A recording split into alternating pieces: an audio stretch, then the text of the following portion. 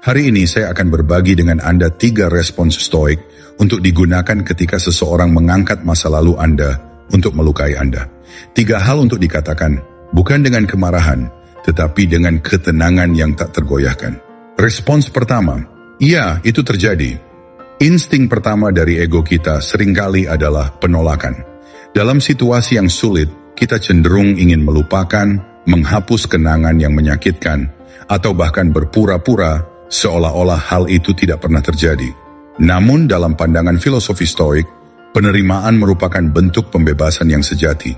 Ketika seseorang mengingatkan kita tentang kegagalan di masa lalu, seperti, saya ingat kamu gagal di perusahaan itu, atau kamu dikhianati karena cara kamu bertindak, reaksi kita seharusnya tidak terkejut. Kita tidak perlu membela diri atau memberikan penjelasan yang rumit. Sebaliknya, kita hanya perlu menatap mereka dengan tenang dan berkata, ya, itu terjadi. Pernyataan sederhana ini menyimpan kekuatan yang luar biasa. Mengapa demikian? Karena itu mencuri satu hal yang paling mereka inginkan, reaksi kita. Orang-orang yang menggunakan masa lalu kita untuk melukai kita bukanlah pencari kebenaran. Mereka lebih tertarik pada kontrol. Mereka ingin melihat kita meringkuk, menyusut, dan berusaha membenarkan diri. Namun ketika kita menghadapi situasi tersebut dengan ketenangan, mereka tiba-tiba kehilangan cengkeraman mereka. Senjata yang mereka miliki menjadi tumpul dan tidak lagi memiliki dampak yang berarti. Mari kita lihat sebuah contoh konkret. Bayangkan seorang teman lama yang tiba-tiba mengingatkan kita tentang bagaimana kita dipecat bertahun-tahun yang lalu karena kesalahan yang tampaknya bodoh. Ketika mereka menyampaikan hal itu, kita bisa menjawab dengan tegas, ya, dan saya belajar pelajaran berharga darinya. Dalam sekejap itu, kita telah melucuti senjata mereka. Ketika kita tidak lagi merasa malu dengan siapa kita atau apa yang telah terjadi, tidak ada yang bisa menggunakan masa lalu kita melawan diri kita sendiri. Seperti yang pernah dituliskan oleh Seneca, tidak ada yang lebih mulia daripada berdiri di depan kesalahan Anda sendiri dan berkata, ya, saya melakukan itu, dan saya belajar darinya. Ketika kita menerima masa lalu kita dengan lapang dada, kita merebut kembali makna dari pengalaman tersebut. Kita mengambil alih narasi hidup kita, alih-alih membiarkan orang lain yang menentukannya untuk kita. Dengan cara ini kita tidak hanya mengatasi masa lalu, tetapi juga mengubahnya menjadi kekuatan yang mendorong kita maju. Kita menjadi penulis cerita kita sendiri, dan tidak ada yang dapat merebut kekuatan itu dari kita. Penerimaan bukanlah tanda kelemahan, tetapi sebaliknya, sebuah langkah berani menuju kebebasan dan pertumbuhan diri yang sejati. Lebih jauh lagi, dengan mengakui kenyataan hidup kita, kita memberikan diri kita kesempatan untuk tumbuh dan berkembang. Setiap pengalaman, baik yang menyenangkan maupun yang menyakitkan, memberikan pelajaran yang berharga. Kita belajar untuk tidak terjebak dalam bayang-bayang kesalahan masa lalu, melainkan menjadikannya sebagai pijakan untuk melangkah lebih jauh. Ketika kita mampu mengucapkan, ya, itu terjadi, kita tidak hanya menunjukkan keberanian, tetapi juga mengajak diri kita untuk melangkah ke depan dengan penuh keyakinan. Ingatlah bahwa hidup kita adalah rangkaian dari berbagai pengalaman, dan setiap pengalaman itu membentuk siapa kita saat ini. Dengan menerima masa lalu kita juga memberi diri kita izin untuk merangkul masa depan yang lebih cerah, penuh harapan dan kemungkinan. Kita menjadi arsitek dari kehidupan kita sendiri, dan tidak ada yang bisa menghentikan kita untuk menciptakan kisah yang kita inginkan. Respons kedua, saya telah belajar darinya. 4 kata sederhana yang mengubah seluruh arah hidup Anda. 4 kata yang mengubah luka menjadi pelajaran, kehancuran menjadi kekuatan, dan masa lalu yang pahit menjadi bahan bakar untuk kebangkitan. Banyak orang memandang masa lalu mereka sebagai penjara, tempat di mana rasa bersalah, penyesalan, dan rasa malu menjadi sipir yang tidak pernah tidur. Mereka terus-menerus meninjau kesalahan lama, mendengarkan gema dari keputusan bodoh, atau mempercayai bisikan orang yang mengingatkan, kau pernah gagal. Tetapi seorang yang telah memahami kebijaksanaan, stoikisme tidak melarikan diri dari masa lalu. Ia menatapnya lurus-lurus dan berkata, saya telah belajar darinya. Kalimat ini bukan pembelaan, bukan juga pembenaran. Ini adalah deklarasi kedewasaan spiritual. Karena belajar berarti mengubah. Dan mengubah berarti melampaui. Bayangkan seseorang mencoba menyerang Anda dengan kisah lama Anda. Dengan nada sinis mereka berkata, "Bukankah kamu yang dulu pernah gagal?" Atau, "Bukankah kamu yang pernah kehilangan segalanya?" Orang yang belum memahami dirinya akan bereaksi. Ia akan menjelaskan, membantah, membela diri. Tapi seorang yang telah menjalani proses batin, yang telah mengolah kesakitannya menjadi kebijaksanaan, akan tersenyum tenang dan menjawab, "Benar, tapi saya telah belajar darinya." Itu adalah bentuk tertinggi dari keheningan yang kuat. Karena jawaban itu menandakan bahwa Anda tidak lagi hidup di masa lalu, tetapi hidup dari pelajaran yang diberikannya. Stoikisme mengajarkan bahwa segala sesuatu yang terjadi bukanlah baik atau buruk pada dirinya sendiri. Yang membuatnya demikian adalah penilaian kita. Maka ketika Anda berkata, "Saya telah belajar darinya," Anda sedang melepaskan penilaian negatif atas masa lalu Anda. Anda berhenti menyebutnya kesalahan. Anda mulai menyebutnya guru. Dalam psikologi ada konsep yang disebut post-traumatic growth, pertumbuhan setelah trauma. Banyak orang berpikir penderitaan hanya menghasilkan luka. Tetapi dalam realitas yang lebih dalam, penderitaan adalah medium pembentukan diri. Seperti api yang menempa logam menjadi pedang, tekanan emosional menempa jiwa menjadi lebih tajam, lebih sadar, dan lebih bijaksana. Anda tidak bisa mengajar kedewasaan. Anda harus mengalaminya. Dan pengalaman itu seringkali datang dalam bentuk kehilangan, penolakan, kegagalan, dan rasa sakit. Marcus Aurelius menulis dalam Meditations, "Apapun yang menghalangi jalan, justru menjadi jalan itu sendiri." Rintangan bukan hambatan bagi kemajuan Anda, itu adalah bahan bakarnya. Ketika seseorang berusaha menjatuhkan Anda dengan masa lalu Anda, mereka hanya berbicara kepada versi diri Anda yang lama, orang yang sudah tidak ada lagi. Mereka tidak menyadari bahwa Anda telah menempuh jalan yang panjang dalam kesunyian, mempelajari pelajaran yang tidak bisa diajarkan oleh buku, hanya oleh pengalaman. Dan pada saat itu, Anda menyadari mereka tidak berbicara tentang Anda, mereka berbicara tentang bayangan Anda. Pikirkan tentang Nelson Mandela yang menghabiskan 27 tahun di penjara. Setiap hari bisa saja mengubahnya menjadi pahit, dendam, dan hancur. Tetapi apa yang keluar dari penjara bukanlah seorang pria yang hancur, melainkan seseorang yang telah berubah menjadi lambang kebebasan batin. Dia berkata, "Ketika saya berjalan keluar dari gerbang itu, saya tahu jika saya tidak meninggalkan kebencian dan kepahitan di belakang, maka saya masih akan berada dalam penjara Mandela, tidak menghapus masa lalunya." Ia mengubah maknanya. Ia tidak menyangkal penderitaannya. Ia menggunakannya untuk memahami manusia lebih dalam. Itulah esensi stoikisme, mengubah luka menjadi sumber kebijaksanaan. Ketika seseorang berkata kepada Anda, "Kamu gagal dalam pernikahanmu, bagaimana kamu bisa berbicara tentang cinta?" Anda tidak perlu marah. Anda tersenyum dan menjawab, "Karena saya telah patah, saya mengerti apa itu cinta dan apa yang bukan. Karena saya telah kehilangan, saya tahu nilai kehadiran. Karena saya pernah jatuh, saya belajar bagaimana berdiri dengan cara yang baru." Itu bukan pembenaran, itu adalah pencerahan.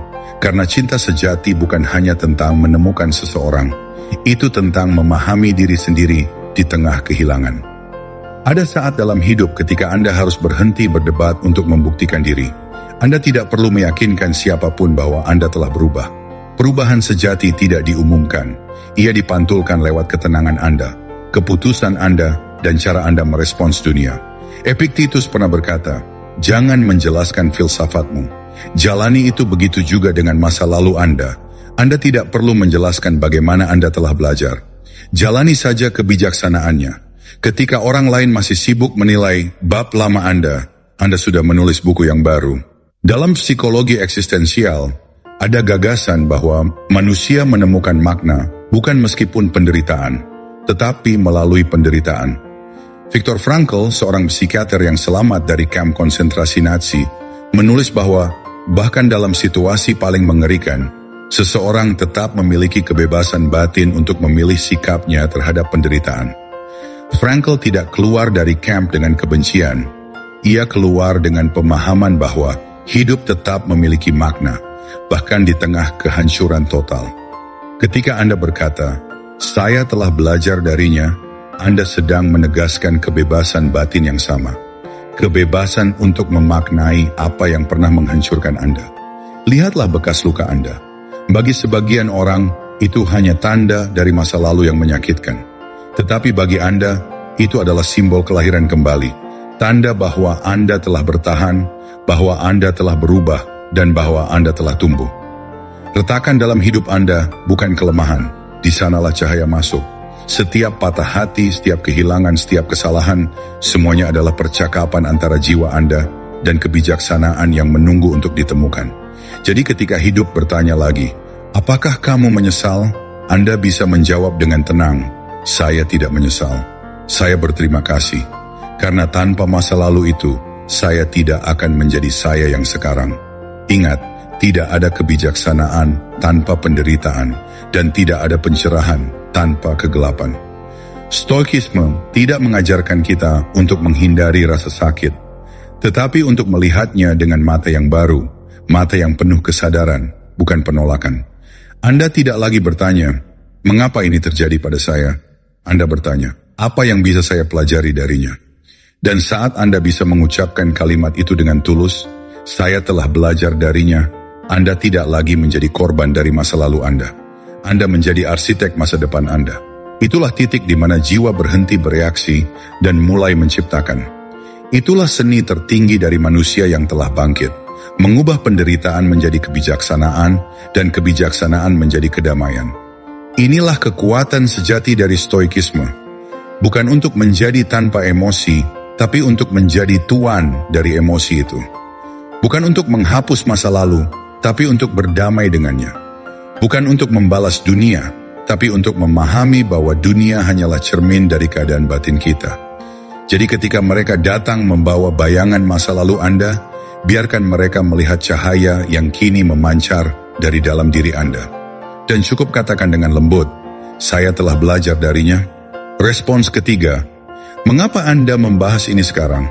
Pertanyaan sederhana, tenang. Tapi di balik kesederhanaannya, tersembunyi kekuatan yang menaklukkan permainan manipulatif paling halus sekalipun. Tidak dengan kemarahan, tidak dengan sarkasme, hanya dengan keheningan yang terukur dan tatapan yang tidak berusaha menang, hanya ingin memahami. Karena begitu Anda bertanya, mengapa, seluruh dinamika berubah. Anda bukan lagi orang yang terserang, Anda menjadi pengamat. Anda tidak lagi bereaksi, Anda mengamati. Dan dalam dunia di mana orang-orang terbiasa memancing emosi Anda untuk mengendalikan Anda, menjadi pengamat adalah bentuk perlawanan paling tenang namun paling mematikan. Ada kekuatan yang tidak bisa dijelaskan dalam ketenangan yang terlatih. Ketenangan yang tidak datang dari penindasan emosi, melainkan dari penguasaan atasnya.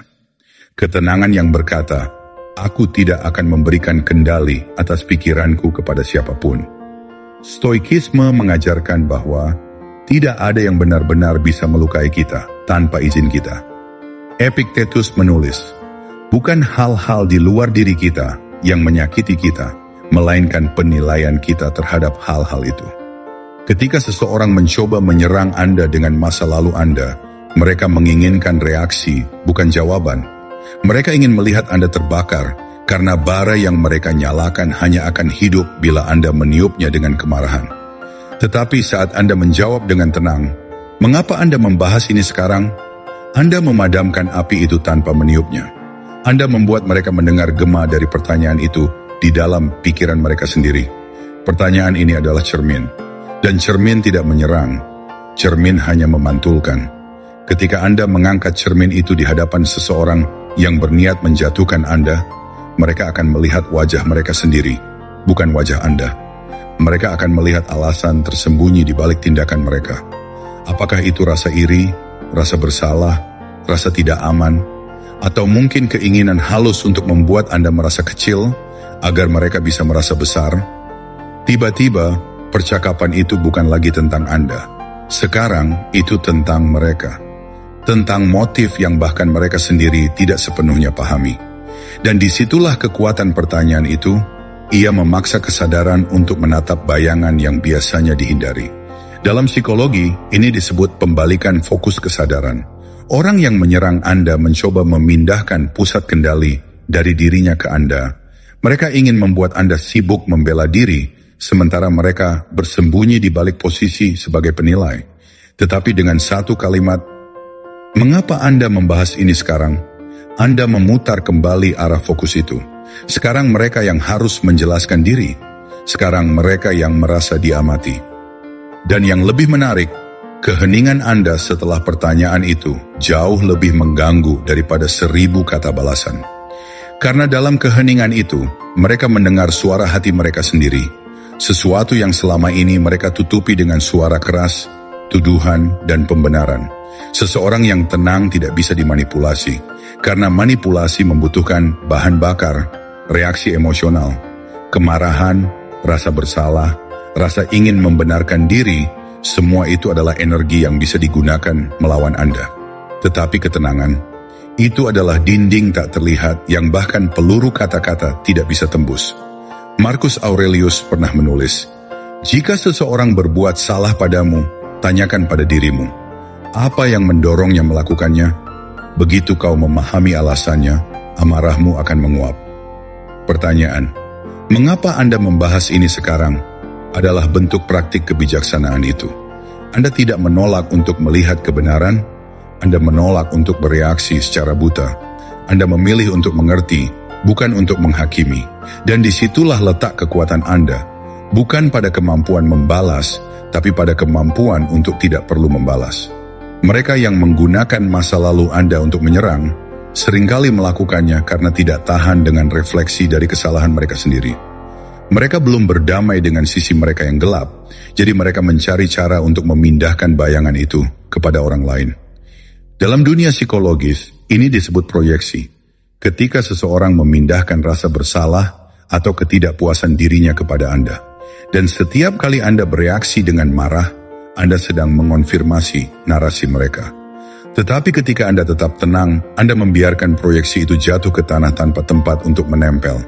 Mereka akan kebingungan. Mereka akan merasa kehilangan kendali. Karena Anda baru saja menunjukkan kepada mereka sesuatu yang tidak mereka pahami. Bahwa kekuatan sejati bukanlah menguasai orang lain, tetapi menguasai diri sendiri. Pertanyaan itu, mengapa Anda membahas ini sekarang? Tidak hanya membungkam mereka, itu juga menguji ketulusan niat mereka.